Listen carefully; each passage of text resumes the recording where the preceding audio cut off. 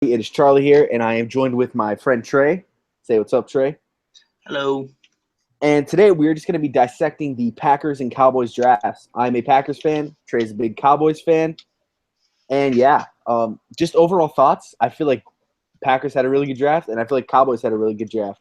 What do you think, Trey, the whole 3-day process? I think we had a great draft.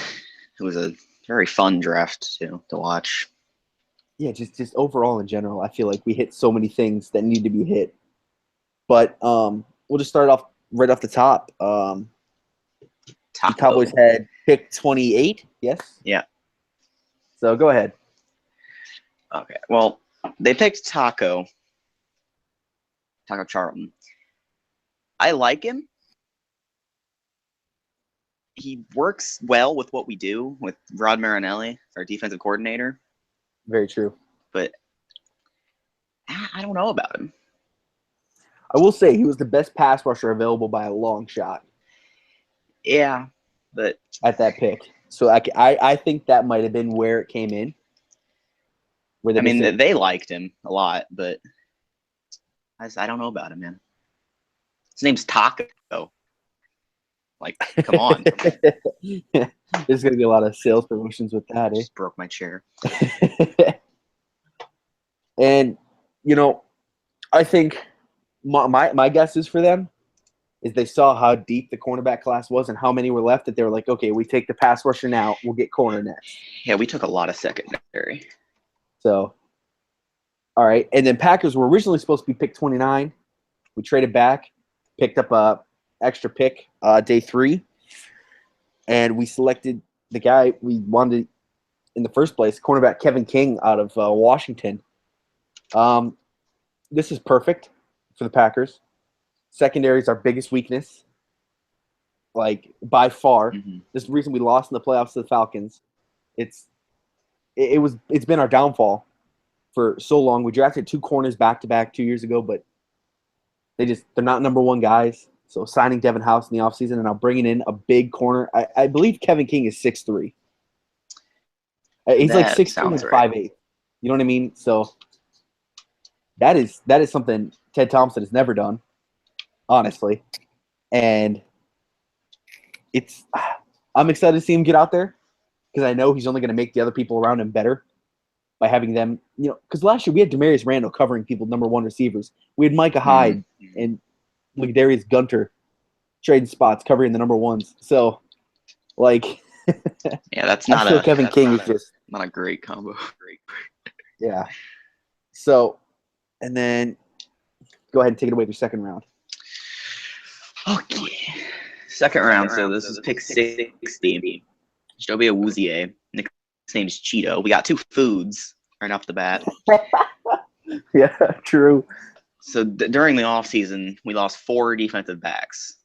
So it's Brandon Carr, Morris Claiborne, Barry Church, and J.J. Wilcox. 2 safeties and 2 corners. And on their draft board here, I believe were Cordair, I can't say the name, Tankersley, Fabian Moreau, and then I don't think Awuzie was their highest draft grade. I think Moreau had a higher grade. He did, but he was another one of these string of corners that got injured in the process. So that's respectful, I believe. That's what led them to take him. Colorado. I like Colorado. It's a cool state. Yeah, Colorado had 3 high draft pick corners. Well, 2 corners, 1 safety. Yeah. So, I mean, I think that says a lot. Now, personally, I'm a huge fan of Awuzie. I saw him on Path to the Draft, and I fell in love right then and there. That was the moment I fell in love. So, I think what was it, pick 60, right? Yeah. That is such a great pick at 60. Yeah. And you'll notice that a lot of these picks because there was runs on quarterbacks and receivers early that pushed a lot of these people back. So, like I said, Packers then followed the Cowboys. So we had pick 61, and we took defensive back Josh Jones. Now, when the Packers do this thing where they saw his size, he's 6'1" and ran a 4.4, right? So I'm assuming they saw the size and were like, well, maybe we can convert him to corner. They've tried this before. Demarius Randall, perfect example. He was a safety out of college, tried to convert to corner. I think Josh Jones will be plugged in many packages, you know, in this newer football where you don't got guys sticking in one position. You know, Josh Jones will probably be playing inside linebacker sometimes because of his size. And he'll probably be playing corner. He'll be playing safety, nickel. I mean, he'll be doing it all. So I'd say 61. That's some pretty good value. What do you think, Trey? Yeah, I like that pick. I was looking at him before the draft, like a couple weeks before Cowboys maybe draft him, and then what was our number pick? I know Daniel Jeremiah was really high on him, so that's what made me notice who he was. And our next pick was number 92. We had Jordan Lewis from Michigan. At one time, many people thought would be a first rounder. Mm-hmm. And then he had the domestic abuse or whatever it is, something domestic. And yeah, that caused him to slip a little bit. Yeah, probably could have been a first round corner if he didn't have that. Honestly, I think he'll fit in because he's your prototypical nickel cornerback. You know what I mean?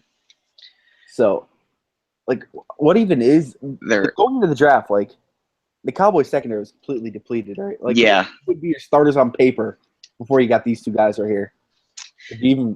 Well, our safeties would have been Jeff Heath and Byron Jones, and our corners, I think, would have been Orlando Scandrick, Nolan Carroll, and Anthony Brown. Anthony Brown was a 6th-round pick last year, but he's good. See, dude, he's from Purdue, and now taking two high corners like this, it gets me excited to see that. Got a 6th-round DB this year too, who I really like.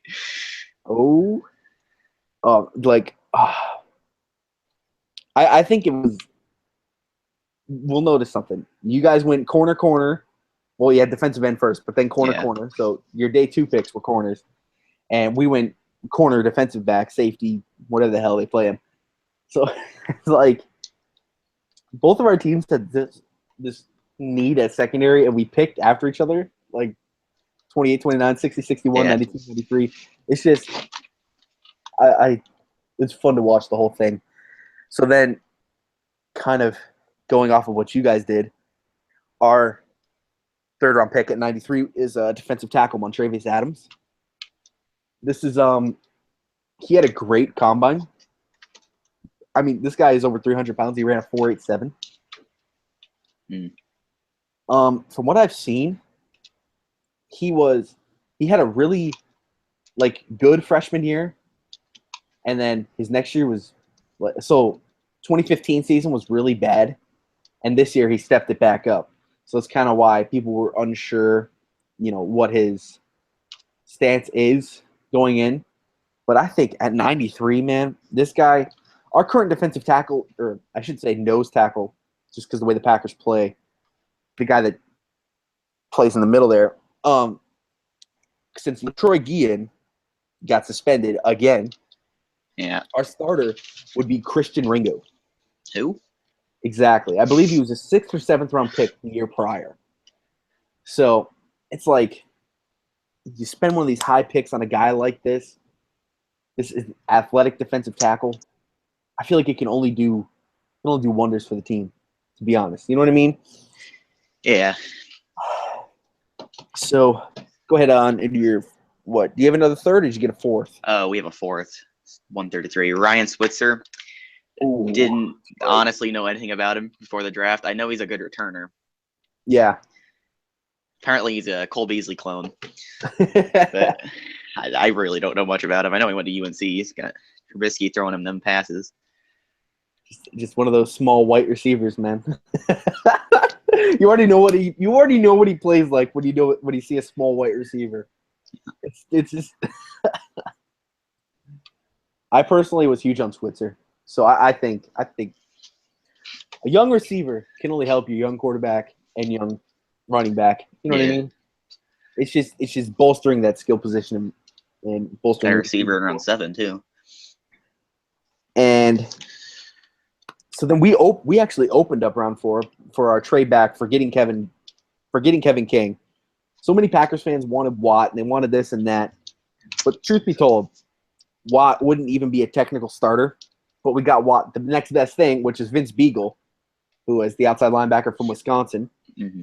He played opposite of Watt. And they're literally going to play the same spot that Watt would.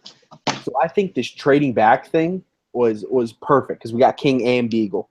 Now, Beagle, you know, this position he plays is behind Nick Perry, behind Matthews, but those guys they can't play every down. So Beagle's going to get some time. You know, I think Beagle's a much better option than what would have been our backup.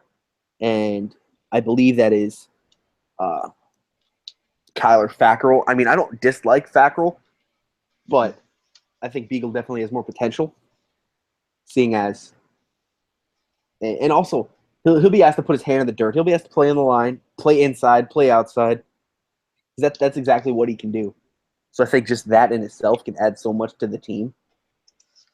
And while we're in the 4th round, Packers actually had 2 4th-round picks. So Cowboys picked 133, took Switzer, and then 134 – we took our hopeful halfback of the future, Jamal Williams from BYU.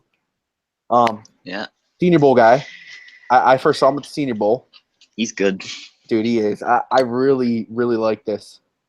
Because this entire time we've had questions on our running backs, you know. Our our running back is a receiver, let's be honest. And and I don't know, I really like this Jamal Williams. I've been looking into him, and you know best, man. A young running back, they can do wonders in their first year. Mm-hmm. Look at Elliott, man. He changed the game, though. A little bit later than Elliott. Yeah, but still, a tad bit. He slid in the draft because of how stacked it was. So, I'm personally a huge fan of the pick. And did you have 5th or? Oh, we didn't have a 5th. You guys had breaks here and there, so yeah. We actually picked 3 times before your next pick, so I'll just knock these out. We took a wide receiver out of Purdue, D'Angelo Yancey. Mm-hmm. Big guy, runs fast. Ted Thompson loves his receivers. Our receivers are stacked on the Packers right now, if I do say so myself. So Yancey, there's a chance he might not even make the team. I think he will. He's literally all the way through our 6th receiver are pretty decent draft picks. I mean, just an example, our number 6 receiver is Jeff Janis, who makes plays all the time. So D'Angelo Yancey could come in, take that spot. I think this is a potential grab with another trade back that we had. And then 7 picks later at 182, we drafted another running back in Aaron Jones out of UTEP. 5'9.5". He's just a quick runner to watch. He's one of those one cutbacks. And, you know, he had a lot of fans. So it's kind of like Pat Mahomes. Pat Mahomes had a lot of people that liked him. And there was a small group that really liked Aaron Jones out of UTEP. So we took Jamal Williams the last round, so why not take another one, right? So then, go ahead, take it away. You had 2 6th-round picks before we picked, so. Yeah. At pick 191, we got Xavier Woods at a Louisiana Tech. Love him. We traded up for him. Slid. I would have been okay with him in the 3rd. We got him in the 6th. He's really athletic.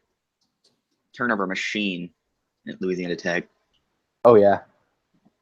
We have a 5th round next year for him, I think.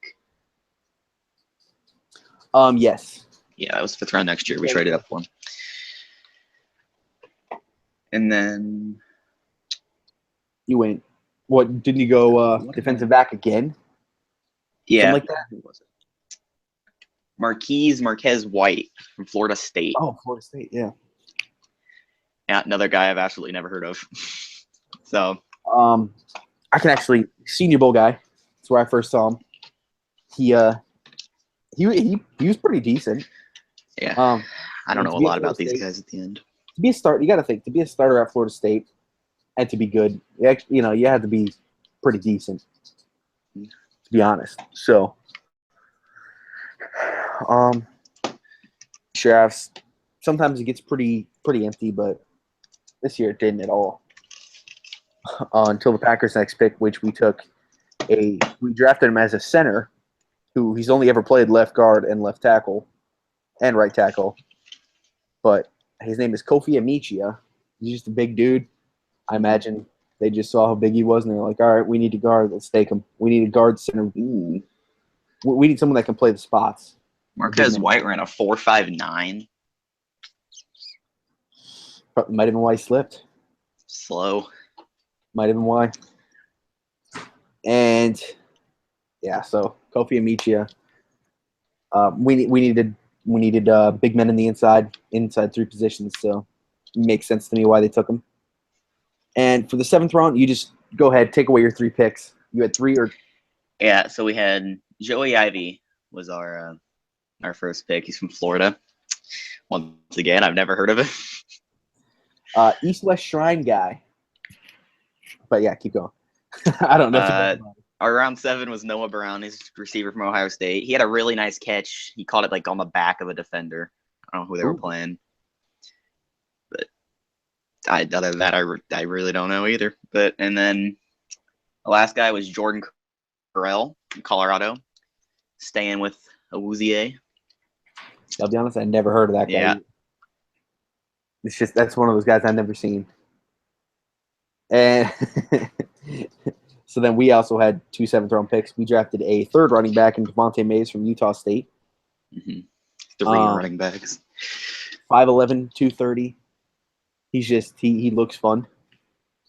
Honestly, he looks like he'll be. We drafted these 3 running backs and we cut our 2 backups. So now we have 4 running backs. I think they'll all make the team in some sort of fashion. Whether one of them is on practice squad at the beginning of the year or not. Yeah. And then we drafted a receiver who slipped, who many people thought could have been 5th-round pick. That's where he was ranked, and it was Malaki Dupree out of LSU. Yeah. So, again, Ted loves his receivers. He'll find something to do with him. Absolutely, almost as much not a need as quarterback for us, considering we have a good starter and good backup. But, anyways, it happens. So, yeah. So, Trey, any now we'll get into undrafted free agents. So just name 2 guys you think have a chance. Well, when we signed Cooper Rush, I think he's going to make the team. I think he's going to be our third quarterback on the roster. Definitely have a chance to earn it. Yeah. At least undrafted free agents. It's a shot in the dark, but if we get one, it's kind of cool.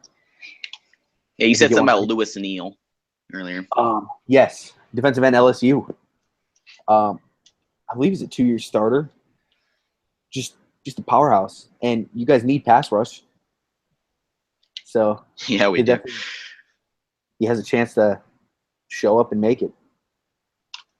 Now 2 guys for the Packers. We got a punter, Justin Vogel, out of Miami. Our punter's terrible. Well, I shouldn't say terrible. He's not the greatest. So I definitely think he has a chance to overtake our spot. And I'm looking at all the guys we've picked up, and there's one position that sticks out to me. It's inside linebacker. This guy's name is Cody Hyman out of Washburn. Our inside linebackers after our starters are not the strongest, at all. We have Jordan Tripp and Joe Thomas as our backups. So, and Joe Thomas, I believe, is an undrafted free agent, and Jordan Tripp is just some guy we picked up in free agency. So, only signing 1. It makes it seem like, oh, hold on, they might have a chance. But now let's just give a grade for our drafts in whole. Just kind of up and down. You go first. I think I'm gonna go with an A-. Seems good. For overall. The Packers. I think I'm gonna agree with you there. A-. We hit literally every need we had. And I think we got great value in players throughout the whole thing. The only stretch, and it was in the 6th round, so it's like how much of a stretch could it be? Can't really be that much of a stretch. You drafted Jordan Carell, we didn't know, but it's a 7th-round pick. Yeah. So it's like, how much of a stretch could it be? But yeah, that'll do it. We'll be back at you with more. sports stuff, more football, basketball, you name it, throughout the summer. It should be good. Any final thoughts, Trey? Not really. Cowboys are winning the Super Bowl next year. That's about it. Yeah, we're seeing Cowboys Packers NFC Championship. Fact. God. All right, guys. See ya.